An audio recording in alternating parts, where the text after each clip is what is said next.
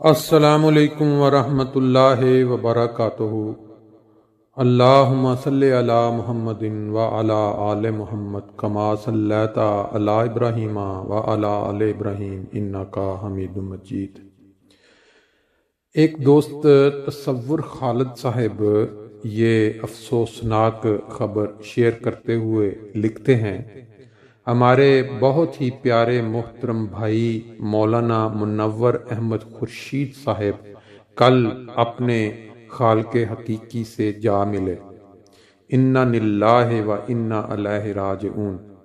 آپ نے بطور مبلغ سلسلہ 47 سال تک گیمبیا، سینیگال، ماریتانیہ، مالی اور اسپین وغیرہ میں بطور امیر ملک اور مشنری انچارج خدمات سر انجام دیں۔ اس کے علاوہ جامعہ احمدیہ UK میں تدریسی فرائض بھی سر انجام دیے۔ ایک دفعہ جب سینیگال کے 40 ممبران نے آپ کی کوششوں سے احمدیت قبول کی تو حضرت خلیفۃ المسیح الرابع رحمہ اللہ علیہ نے آپ کو جلسہ سالانہ UK کے خطاب میں فاتح سینیگال کا خطاب دیا۔ آپ اللہ تعالیٰ کے فضل سے دلوں کو فتح کرنے کا ہنر جانتے تھے۔ اللہ تعالیٰ آپ کے درجات بلند فرماتا چلا جائے، آمین۔ دوستو، یہ جو مبلغ سلسلہ ہوتے ہیں جماعت احمدیہ میں، ان کی قدر وہی لوگ جان سکتے ہیں جن کو جماعت احمدیہ کی حقیقت کا پتہ ہے، اور وہ جانتے ہیں کہ یہ جماعت الہی جماعت ہے اور یہ جماعت اللہ تعالیٰ کی لگائی ہوئی ہے یا پیدا کی گئی ہے۔ رسول کریم صلی اللہ علیہ وآلہ وسلم نے 1500 سال پہلے جس امام مہدی کے آنے کا ذکر کیا یا پیشگوئی کی، یہ اسی امام مہدی کی جماعت ہے۔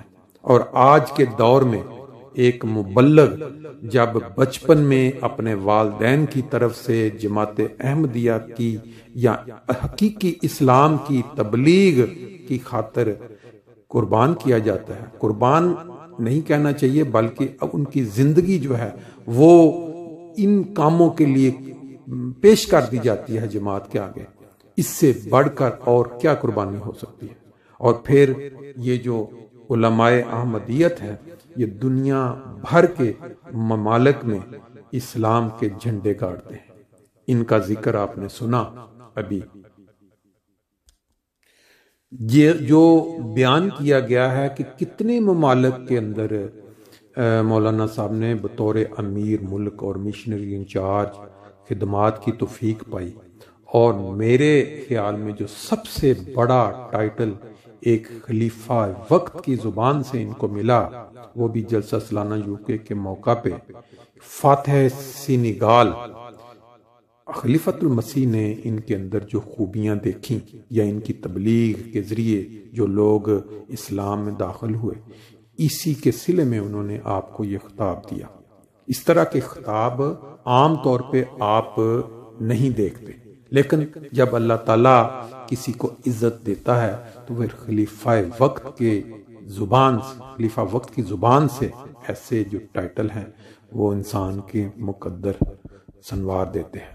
بہرحال ان کی وفات کی خبر کل وفات کی خبر جو ملی ہے، اس پہ ہم اہلیان جرمنی افسوس میں پوری فیملی کے ساتھ شامل ہیں اور دعا گو ہیں کہ اللہ تعالیٰ ان کے درجات بلند کرے اور ساری فیملی اور تمام عزیز و اقارب ان کے چاہنے والوں کو صبر جمیل عطا کرے۔ ان کے مختلف انٹرویوز جو مختلف اوقات میں لیے گئے YouTube پہ موجود ہیں، اس میں سے ایک جھلک میں آپ کو ابھی دکھا دیتا ہوں تاکہ جو دوست ان کو نہیں جانتے وہ جب یہ سنیں تو سننے کے بعد ان کے دلوں میں دعا کی تحریک پیدا ہو، کیونکہ ہمارے جتنے علماء دین ہیں جب وہ اپنی پوری زندگی اسلام کی خدمت کے لیے وقف کر دیتے ہیں تو ہم میں سے ہر احمدی کا یہ فرض بنتا ہے کہ ان کی اس دنیا سے جدائی پہ نہ صرف عارضی طور پر بلکہ ہمیشہ بلندی درجات کے لیے دعائیں کریں۔ اللہ تعالیٰ ہمیں بھی ان علماء دین کے نیک کاموں یا ان مسائی پہ چلنے کی توفیق دے جو انہوں نے محض اللہ تعالیٰ کے فضل سے توفیق پائی۔ آمین۔ اشہد ان لا الہ الا اللہ وحدہ لا شریک لہ واشہد ان محمدا عبدہ ورسولہ اما بعد فاعوذ باللہ من الشیطان الرجیم بسم اللہ الرحمن الرحیم۔ یہ میری خوش نصیبی ہے کہ آج میں آپ کے سامنے افریقہ کے بارے میں اپنے چند مشاہدات، تجربات اور واقعات بیان کرنے کی توفیق مل رہی ہے۔ میرے ایک دوست ہیں ڈاکٹر نصرت پاشا صاحب، ڈینٹسٹ ہیں پاکستان میں، ان کا تعلق خاندان مسیح موعود اسلام سے بھی ہے۔ ایک دفعہ انہیں میں نے درخواست کی کہ پاشا صاحب کو واقعہ سنائیں اپنے افریقہ کے دنوں کے، کوئی واقعہ بتائیں، کوئی تبلیغ کا واقعہ، کوئی روحانی واقعہ۔ تو کہنے لگے بات یہ ہے کہ میرا کوئی واقعہ ہی نہیں ہے، اس 100 سال میں بس ایک ہی واقعہ پیش آیا ہے، اور وہ یہ ہے حضرت مسیح موعود السلام کی آمد۔ ایک ہی واقعہ پیش آیا ہے، باقی سارے واقعات اسی واقعہ کی اتباع میں ہوتے ہیں۔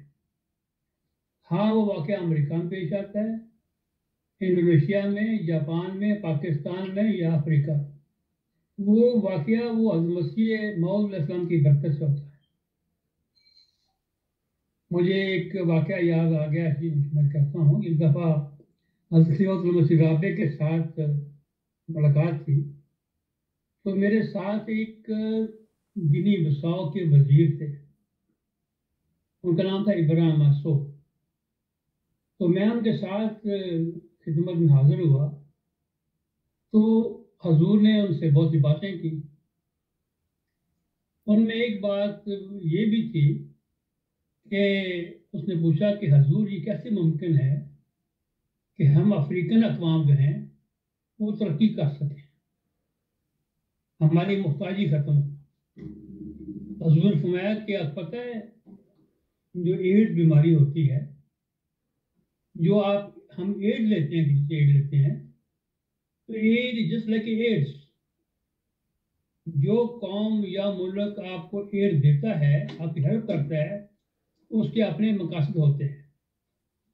تو جب تک ہم ان ممالک سے ایڈ نہیں لیں گے اس وقت ہم ترقی نہیں کر سکتے، کیونکہ جو ایڈ دیتا ہے وہ ایک بیماری کی طرح بن جاتا ہے، وہ سارے آپ کے نظام کو کنٹرول کر لیتا ہے۔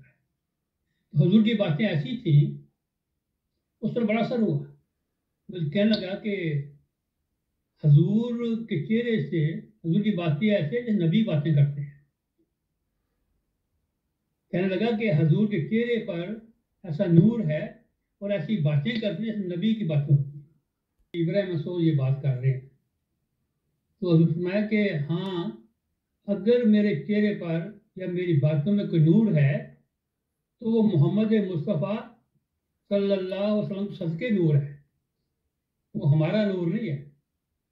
جس طرح حضرت مسیح موعود نے فرمایا کہ یہ میں جو قطرہ ہوں،